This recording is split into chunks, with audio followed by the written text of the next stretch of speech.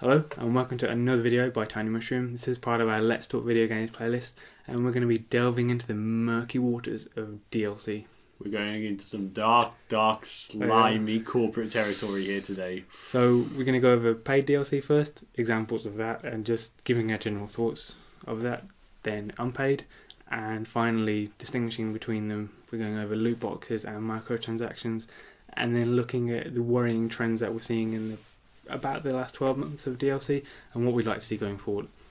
When DLC started to become a big deal, I mean, we cast our minds back to the distant world of 2005. That was a long time, 12 years ago. Oh, back when games with the PS2 and GameCube used to come out finished, or they just got lambasted for not being finished. Yeah, it was a simple world back then. Very simple world. You got your game and that was the game. You know, nothing really much else. You might have got, like, an expansion for it, which you had to physically put in as well. Yeah, it would be another disc, like especially PC games. They did that. Yeah, like that. Then we started hearing about this thing called downloadable content, and we were like, changes. Yeah, we were like, what? So I can have more game after I've done playing the game? I can download it over game. I still remember the first DLC I ever bought. It was the Team Attack Amigo DLC for Sonic the Hedgehog 2006. What the hell is that? It was basically you played some of the stages from Sonic 2006 as different characters. I was a dumb 12-year-old kid. To pay for that. I know, yeah. Wow. That game wasn't even a finished game. Like, that is a buggy as hell game. So, yeah, stupid 12-year-old Jack spent money on it, but just the idea of I can get more stuff after this game. And we started to get a few other examples. We had, like, games which released whole story bits of content or had updated modes, so on and so forth. So, going on from that, the story version of the DLC, my favourite ever DLC is Hearts of Stone from The Witcher 3 CD Projekt. That story is just absolutely immense, and it could be a game on its own in that it's about 10-15 hours of content, and Blood and Wine that came after is about 40 hours of content. That's the pinnacle as far as I'm concerned of DLC. They didn't have to do that. They've still released it at a £15 price point. They released it with physical content, so a physical content of Gwent, which is the card game in The Witcher, so you got all these amazing looking cards with it. That's the definitive for me of paid DLC to enhance an already finished game. You can also think of examples from Mass Effect 2 with the Lair of the Shadow Broker and any number of Dark Souls DLCs and Bloodborne DLCs. You know, there's so many examples of good ways to do DLC, good ways to do paid DLC in fact. Yet Horse Armor came out. You know, we've got completely different spectrums here. I still remember reading that article about what Bethesda's first DLC is going to be. And I thought it was like, it's alright at the time. Because 12-year-old Jack was very stupid. He was I suppose it's okay because you have a choice to buy it. Like, most people will see that as not value for money. Yeah, Oblivion was enough of a game anyway to where I thought, like, well, it's a really stupid thing, but it's like, it's not as if they're charging like another 40 quid for like the rest of the game. It's like something small, cosmetic, doesn't really change anything. I was okay with that. And yeah, we sort of evolved from that point where we sort of went beyond here's an alternate skin or here's like a different costume or whatever to where we had these big releases of story content. I still think one of the best games for its DLC is Fallout New Vegas. Like every piece of DLC for that is a great standalone story in itself. It's not like a big 15-40 hour it's like Odyssey like The Witcher is. What I'm finding out now, especially with I'm getting into different games, is that quantity of hours played is not necessarily quality, and so I'm quite happy now to play a 2-hour campaign, be it a DLC or an actual game, and have an amazing experience, which is what it sounds like New Vegas did. When we got these DLCs, they were like nice, small, self-contained things. They could have such really distinct genres within them as well. You could have like a horror-themed one, a Western-themed one, a sci-fi-themed one, because they weren't part of the main game. They were advertised to the people who already bought it, so it was specifically for the people that enjoyed the game and wanted a bit more out of it. They weren't necessarily... They weren't for people who were umming and ahhing about it and they needed it to actually enjoy the game. Exactly. It was already a good game. Exactly. It was a nice treat to the people who were already in the game and they thought, how can we sort of toy with the idea of it? And those are the kind of DLCs I'd like to see. Like, as much fun of it is of seeing like continuations of the game, I'd like to see like little twerks and oddities. I still think one of the best done examples of DLC as well, just in terms of like story based, you know, within the story, is in Gears of War 2. Okay, I have not played that. I was playing it with a friend of mine actually in 2-player, And there's a moment where I'm not too familiar on this story, so minor spoilers here. Marcus and his friend, they talk about like his wife's been captured and been killed, and then they say to each other, "We're going to have to get them." And then it cuts off, and then the rest of the story continues on. Like they sort of say, "As in, we'll find out where your wife is someday."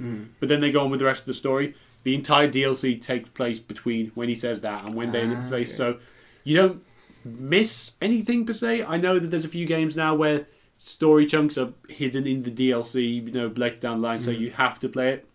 That's a nice example of we'll fill you in on this a little bit later. It's fan service, isn't it, really? I wouldn't have known that story element was missing. There's a metaphor I like to use when it comes to DLC, and it's involving ordering food at a restaurant. So you've just finished your meal, and the waiter comes over to you and says, "Okay, you've finished your meal. Would you like some more?" Mm-hmm. That's what you ideally want. That's the story-based ones. That's the additional campaigns. Then we get to some of the murkier ones where you finish your meal and you're a bit unsatisfied, and the waiter comes over and says, "Would you like the rest of your food?" Yeah. This is when we get towards some of the more scummier examples of DLC, where they're hiding back content from us, or when they even announce there's going to be DLC before the game's even out. You talked about Mass Effect 2, how the Shadow Broker DLC is a great example of that. Now, when Mass Effect 3 came out, there was DLC already announced for it. Yeah. That to me says they've got a really sort of refined financial plan for the game that relies quite heavily on the DLC hype to continue the hype of the game, whereas I think the DLC hype should come from the sheer fact of how good the DLC is, not necessarily the marketing team putting their work into that before the games even come out. We've sort of talked a lot about the paid versions, and you mentioned about how some of them are needed to finish the game and some of them are needed to actually enhance it. It doesn't just end with paid versions, it also goes on to the free versions. So in No Man's Sky, the notoriously unfinished game, that's another video in itself. Let's not go into that for now. That's a 5-part detailed discussion about how that game ended up as it is. But they're still supporting the game now. So only last week an update came out for the game, and about 3 months earlier from that a big update came out, and then before that the vehicle and the building update came out. And so my issue with that is that they're putting DLC out to finish the game, and that's a real sort of show of the signs of the times, to be honest with you, because with developing constraints and time constraints that they have, sometimes it's just not possible to finish a game on time. And like we said back in the day, you just get panned for that, the reviews will be bad. But now you've got the opportunity to finish the game and bring some of the fans back around. So if you look on the Steam reviews, it was just completely negative at the start. Now it's mixed. That's a really good... It's better. It's better at least. It's genuinely a really good game that is marketed badly. And so for them to get round that with the use of DLC, I think is a really good version of that. But the whole premise of them not having enough time, or just any company, any publisher not having enough time to get that game together, is a big issue for me. And it shows the signs of times of the constraints that video game companies are on at the moment. And they're using DLC as a workaround to get around that, which I just can't get behind.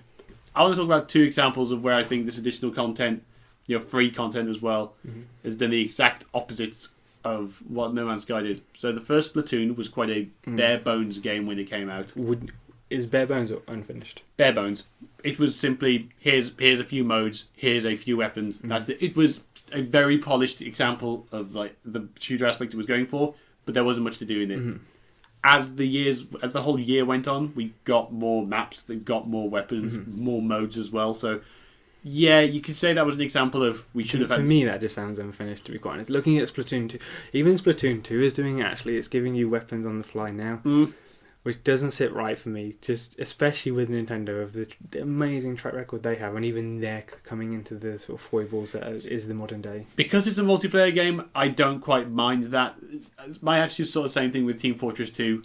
Obviously, that game's got 10 years of history behind it, but I think that they've just take their time to look at the audience base and go, okay, these are the more popular weapons here and so forth. What can we do to promote the... To promote the... no one uses the umbrella weapon. Okay, then why don't we give this umbrella weapon the abilities that this shotgun has, and then let's put it out there, rather than here's every kind of conceivable weapon that we can think of, and you're only going to use 30% of them. That's a really interesting point, actually, because they're using the fact that they can put digital content on there to actually enhance the game depending on how the players play it, which I'd actually never considered before, so that's a really interesting point of view. It's particularly with multiplayer shooters, you do need that time to think, these are the most popular weapons, why are they the most popular weapons, do we need to put in a hard counter or a soft counter, that sort of thing.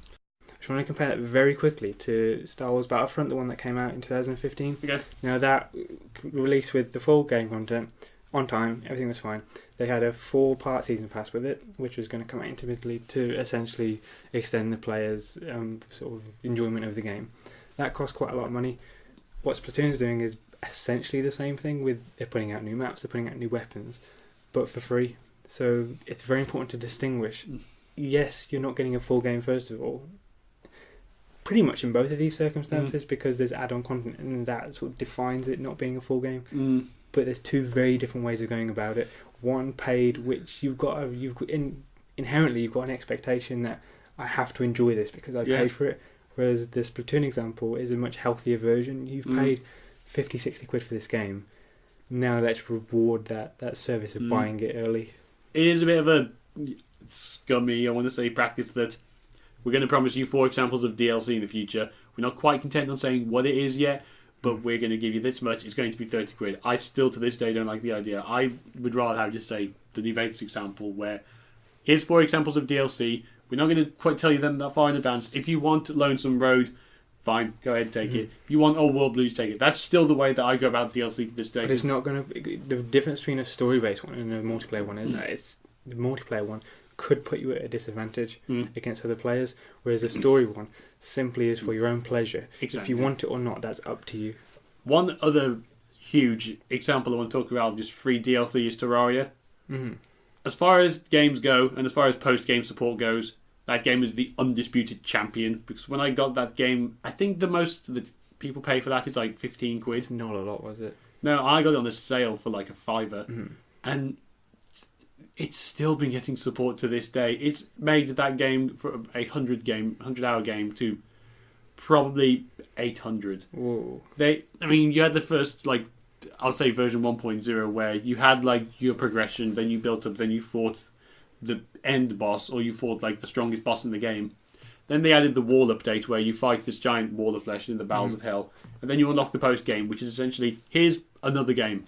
Just the same amount of hours again. Yeah. Wow. Here is a new whole tier. Here's like the entire world's changed. Here are new enemies.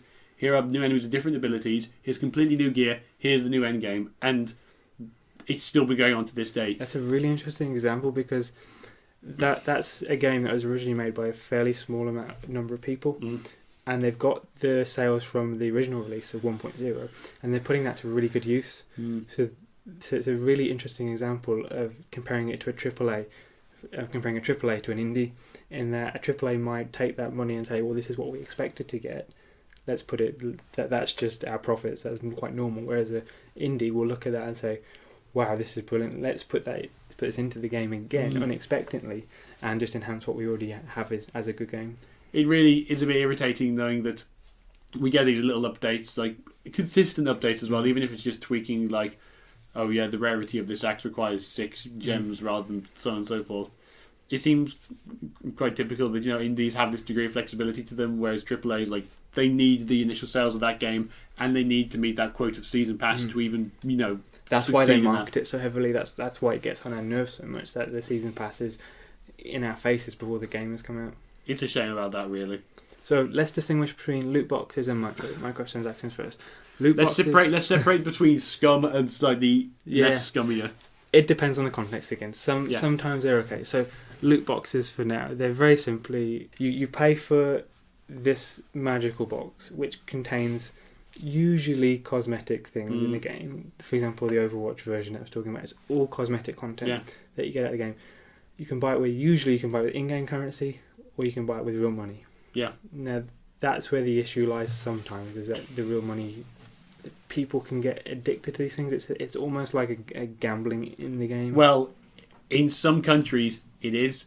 I don't know if you're aware, but Blizzard were forced to publish the odds of Hearthstone packs and Overwatch loot box rates, because in China, it has to display. We've played Hearthstone enough to where we know that we get a legendary every 20 packs or so and so forth. you just want to distinguish about that because talking about Hearthstone for a minute, that's a bit of a grey area. You could almost consider it a loot box. It is pretty much. It is pretty much a loot box because it is stuff, and it's not cosmetic as well. It is like in game.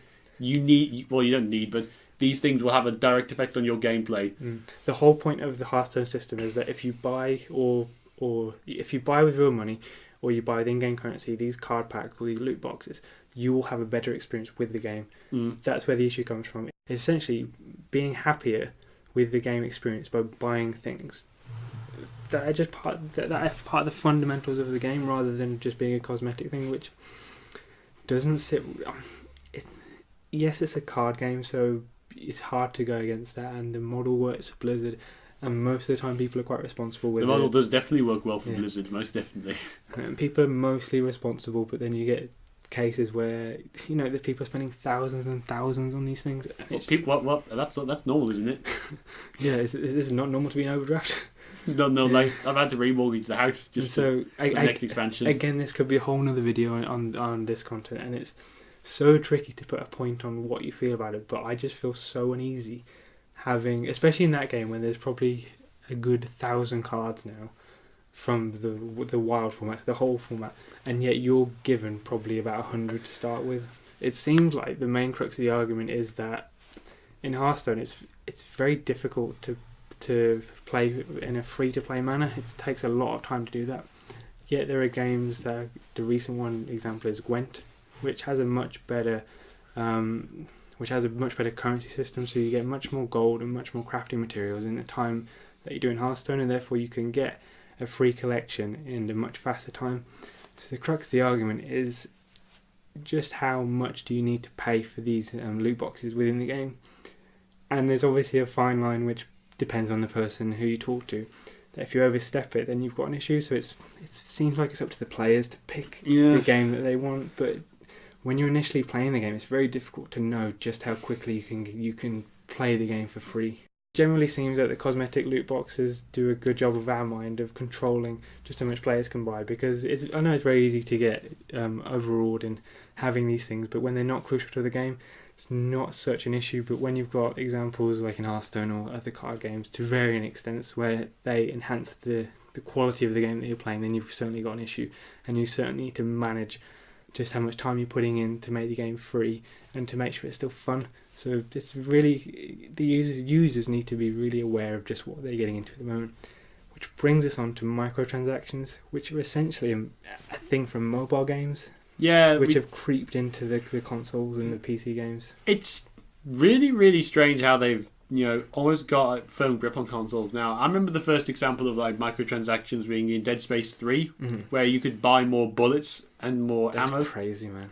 I mean, Dead Space 3 is the whole point of that game is to be tense and under pressure, and just to alleviate that with Dead Space 3 is more of an action game than a horror game anyway. But just the idea that you can just have more ammo, and of course the CEOs are going to say it's a gameplay enhancing experience. You don't need to buy this, you scum. I know. Give us your money. It sucks, and that's really creeping into even like car racing games now in Forza 7 and Forza Horizon 3. There's microtransactions in those now. So to an extent, it's a slightly different version. So what you can do, you can buy. There's two versions of currency within the game. There's one that you earn through racing, and there's one that you can put in through your own money. And so you can buy cars with either. So if you run out of the currency that you earn through the game, you can use your own money to do it. To buy cars, which is a very sneaky version of a microtransaction. Yeah, one of them you can get very quickly, very instantly, and the other one you have to grind through. Exactly. That's very stereotypical mobile design. Yeah, and so that brings us on to what we'd like to see moving forward now. So, to my mind, there's no way we're going to get rid of these awful trends that we're seeing now in microtransactions. I was going to say, I thought you were going to say, just get rid of DLC altogether, just eliminate this pest off the game. Go back 20 years, yeah. No, that's not going to happen. What needs to happen is there needs to be much more clarity between the publishers and the buyers, the people who play these games, as to exactly what they're getting themselves into, especially in the case of Hearthstone. People need to know exactly how hard it is going to be to have a free-to-play collection. And in terms of Forza, there needs to be a very clear message saying, this is your own money, but you can earn this in game if you want to. And so, therefore, the issue doesn't lie in the game like The Witcher or the Mass Effect, which with the amazing story-based DLC, it really lies in the ones where they're very small transactions that you make for a very small rewarding game. Yeah, as much as I'd like to say, for big story-based games, I'm happy to pay the extra 15 quid for more of it because that's what I enjoyed. That's no problem to us whatsoever. It's very easy for us to say that we did not enjoy the main game, therefore we're not going to buy the DLC. Yeah. So no issue whatsoever. It's where the gambling comes into play. It's a really hard thing to sort of pin down because it depends on human nature. It depends if you've got that addictive personality. I mean, there's been a few moments where I've been playing FIFA with a few friends and we ran out of I don't know FIFA that well, but we ran out of a certain kind of coin. And then the guys were going, "Oh, should we just buy? Should we just for Ultimate Team? Yeah, should we just buy $5 worth of this, whatever?" That's the point where the developers have got you, where you ran out of patience now, and never mind, $5 here. There's a lot more regulation on gambling in this country, just in terms of sports betting at the moment. In terms of the advertisements, they have to say bet responsibly and that sort of thing. And I just really want to see that made so apparent in video games because it's going exactly the same way. In terms of, I just want to go back to the free DLC that we talked about in terms of No Man's Sky and that sort of thing. I'd like to see that change as well. I'd like to see, I know games get delayed constantly for months and months and months. Think of Red Dead Redemption 2. That was supposed to come out probably 10 years ago. Before the first game even came out. But and now finally it's coming out next year. But that's probably a good thing for the game because it's going to be finished and there might be some story DLC in there. But the main thing is they're not going to have to keep on releasing free DLC to actually finish the game. So I'd like to see a much more lenient period, much more leniency between publishers and developers, because then we're not worried about buying an unfinished game. Undead Nightmare 2 cannot wait. That is another amazing example that actually got sold on its own as well. So. Yeah, and that's a good place to finish on. So let's look forward to, hopefully in the future, some positivity in DLC, some more regulations on the gambling side of things, less horse armor, less stupid cosmetic things that cost a fair bit of money, more time for developers and publishers to make really good games and continue on the line of the Witcher examples, the Dark Souls examples of story DLC. Let's hope that DLC becomes the addition to video games, which we thought was going to be how it went 10 years ago, rather than the supplement and the necessary parts, tying into it. Let's hope that, and the power's with us, if we choose to boycott games like Shadow of War because they use DLC in quite a greedy sort of way, that's our choice, but we're just two guys sat in front of a camera, really. Yeah, so hopefully we've made you think a little bit and make more informed choices, because that's the main thing about this, because often you go into these games and you don't think about it quite properly. You actually go in and you go, that's a good deal, I'm going to get that to enhance my game, but you don't know how much is it enhancing your game and how much you need it. So hopefully you're a bit more savvy to what's going on. Thanks very much for watching. This is part of our Let's Talk Video Games playlist. We've got 2 other playlists you might want to give a watch. We've got Let's Talk Comics and Classic Gaming. If you enjoyed this video, give it a like and a comment. We always like hearing your feedback as well. If you want to follow us for future updates and videos, don't forget to subscribe. Thanks very much for watching, and we'll see you next time. See you.